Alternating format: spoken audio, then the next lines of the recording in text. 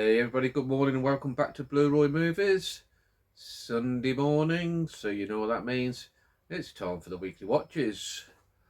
Before I start, I'd just like to thank each and every one of my subscribers. For this week I passed 400 subscribers, which is a figure I thought I'd never reach. I started this channel thinking maybe a few friends, families will watch, but to pass 400 and some really great people, subscribers who always leave me lovely comments, which I just love the interaction.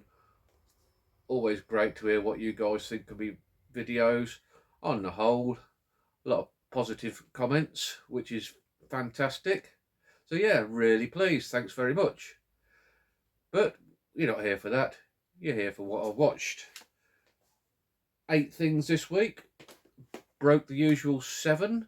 You can tell it's not much football on the TV at the moment. Euros start next week, so the pile might go down a bit. So these videos might thankfully be a little bit shorter for you guys. But let's see what I've watched. First up, a Sunday afternoon film. And it was Hot Fuzz on 4K.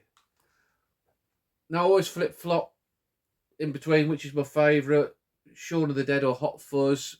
I think I just lean slightly more towards Shaun of the Dead, but that's not taking anything away from Hot Fuzz, which is just a brilliant movie.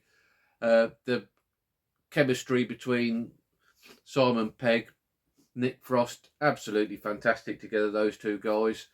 I just love this film. It's a parody of buddy cops and sort of gothic horror, like The Wicker Man. Host of who's who, really, of British actors in it. Just a great 2 hours, absolutely sparkling stuff. You've all seen that, you all know what it's about. I'm sure you'll all agree that that's just a fantastic film. The 4K, while it's good, nothing stand out. It doesn't really pop. So I'd say if you've got the Blu-ray set, really not any need to hurry to upgrade to 4K. Not that it's bad, it's just not one that pops out at you. But yeah, really great week to start. Great way to start the week off with Hot Fuzz. Next up, I watched the original The Postman Only Rings Twice. A noir that was a big hole in my noir watching history, because I love my noirs, as you guys know. This is starring John Garfield as a young drifter. He drifts about, making a buck wherever he can, and he comes about this roadside diner stroke cafe garage type place that's run by Lana Turner and a considerably older husband. Garfield, he gets a job there, starts working, and he gets closer and closer to Turner, which incidentally, I think this is the first time I've ever seen her in a film, which I don't know why, because she's absolutely smoulders in it. And they start to fall in love, and they start to conspire between them to kill the husband so they can get insurance money and the business.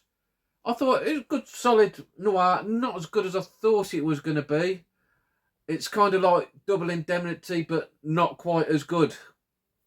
Just like a lower tier Double Indemnity, but I'm glad I watched it, and I'd like to see now more of Turner. Because, as I say, I can't believe that's the first thing I've seen her in. She was the best part about it, easily. She's absolutely magnificent in it. So that was The Postman Always Rings Twice. I haven't seen Jack Nicholson's version either, which I think could be a lot more interesting than that. So that's one to put to the list. Next up, I saw Neil did a video earlier in the week about the films of William Wellman, a director that I like. And it just reminded me that I was due for a rewatch of A Star Is Born. This is the first of 4 iterations of A Star Is Born. I think it's 1934, don't quote me on that. Screenplay is actually written by Wellman, so he is responsible for the script and all the later films coming up. This stars Janet Gaynor, who you might know from the brilliant silent film Sunrise, which I think is my favourite silent movie, and Frederick Marsh. If you've watched the Lady Gaga recent one, it follows along a similar storyline, only this time it's to do with acting. I think it's the only one of the four that is to do with the movies and acting as opposed to a musical career. Janet Gaynor, she's absolutely smashing in this. She goes to Hollywood to pursue her dreams and finds it really, really difficult to get a break. But then she meets up with the star of the time who's sort of like powers are on his way in Frederick Marsh. And he gets her first big break and they fall in love and get married. And then Frederick Marsh, his alcoholism takes toll and it takes a toll on the relationship and everything going forward through there. Yeah, really good, solid film, well acted. And until the alcoholism takes part, as I think Neil mentioned in his video, it's quite humorous for the first half of the film. So it's sort of like a film of two halves. Yeah, one really I enjoy. It's not my favourite of the four A Star Is Borns. And oddly, I still think I like the Gaga one best. There's something about that one and Gaga in that I really like that one. But yeah, good solid film. We haven't got a Blu-ray release in this country. So this is an American import, region free. I've got it at quite a good price, well under a tenner, but I think they're quite expensive now. Yeah, really good stuff. Next up, the original Jack Reacher.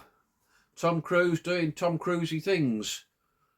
I like this. I think this is a good film, good solid action movie. I'm a Hitchcock fan and I like the wrong man kind of elements to films, and this is a similar vein where this guy, was it Jay Courtney, I think it was, he's framed for the killing of 5 people in a sniper attack. Now the only thing I'd say against this film, if you've watched it and you've watched the sniper scene, which is at the start of the film, that's a really, really cool scene. The film starts up there, and I think sometimes it never reaches that level again. It's always like sort of chasing the cinematic dragon, if you like. But yeah, really good, solid action film. One that I highly enjoyed. I'd recommend that. Give it a watch if you haven't seen it. After that, I followed it up with the sequel, Jack Reacher Never Goes Back. And you know what? I only watched it a few days ago and I'm struggling to remember much about it. So it probably shows how much it resonated with me. It was all right. I didn't dislike it, but just memorable. Just not memorable. I seem to remember it being about 2 police, not police, army police, forgotten the name for them now, God. They'd been killed and then it turned into a drug smuggling operation. John Cruise is trying to clear that lady there who is Agent Hill from the Marvel films. She was good in this. She's good in the Marvel films, actually, to give her a due. And I'm really blanking on anything else. So I remember it being quite convoluted, and there was some scenes in the Mardi Gras in New Orleans which were pretty cool. But probably I'll keep it in the collection, but I wouldn't rush to watch it again, I don't think. It was all right. Next up, and something infinitely more memorable than that, was the second part to a film I'd watched the other week, and that is Man on des Sources, or des Sources. My French is terrible, but translators Manon of the Spring.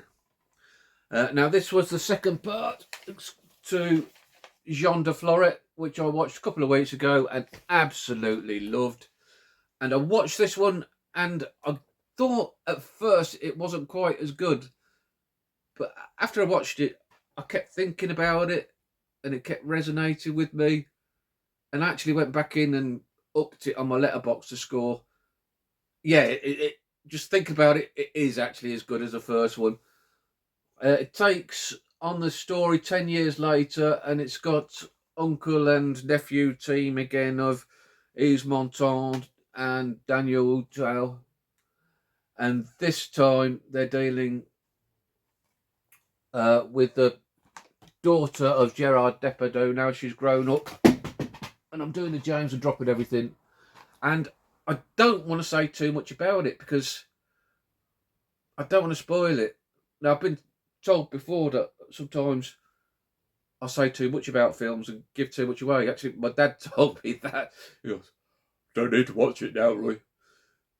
But this, I'm not going to say much about it because you want to go in, you want to watch it, you want to discover it because it's absolutely fantastic stuff. So get a copy. It's a type of revenge film, but not in the traditional sense of revenge films where there's a lot of violence and that. Yeah, just get a copy. It was Warren at Goose's Movie who introduced me to these films, and I can only thank him for that. So I'm not going to say much about it. Just get a copy, and even if I've just introduced it to one person, I feel I've done my job. Now there is an import Blu-ray which is pretty expensive. I say pretty expensive, about 20 quid of the double pack.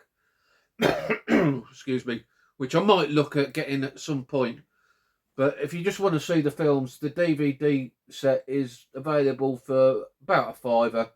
Be a fiver absolutely fantastically spent if you decide to grab it, because incredible French filmmaking, wonderful.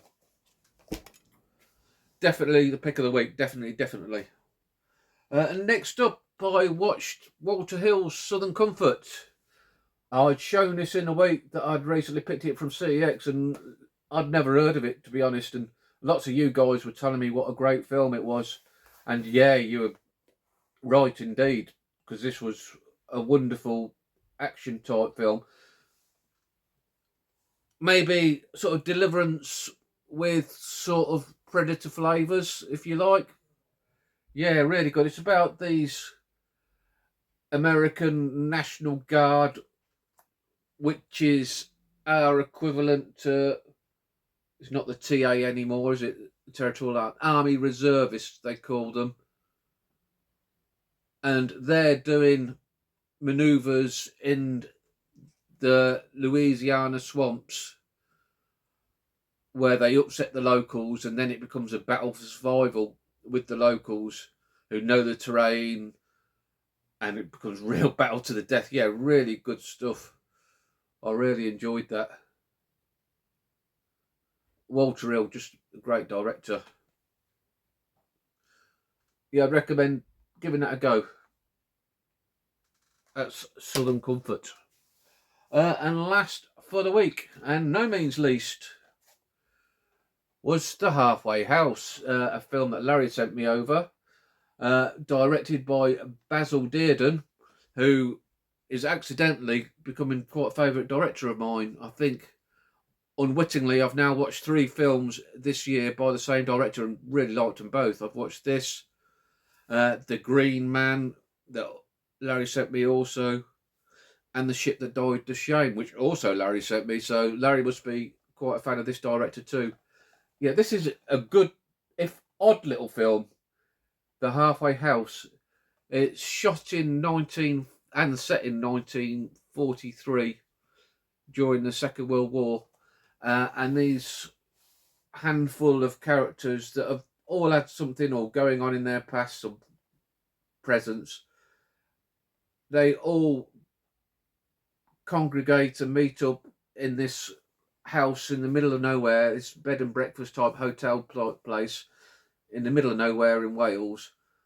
And when they get there, things aren't as they seem. It's a very ghostly elements, time travel, if you want, elements, because they realise when they're there that what is taking place is what took place at this cottage a year ago to the day. Yeah, really interesting, good film. I really enjoyed it. It's, as I say, a wartime film, and they're no getting away from it. The films at that time had propaganda elements, and this is no different. It very much a call to arms for the war effort, uh, a poke in the eye for the Irish, who were neutral at the time, trying to get them to rally round, uh, a dig at black market racketeering. Yeah, really enjoyed it. Like I say, some good, interesting characters and a good, interesting film with a plot that you don't see every day. Yeah, highly enjoyable. So that was it. That's everything I watched in the week. Certainly a lot of different things there. I'm sure you'll agree. And for the most part, an enjoyable experience. But like I say, that's just a standout.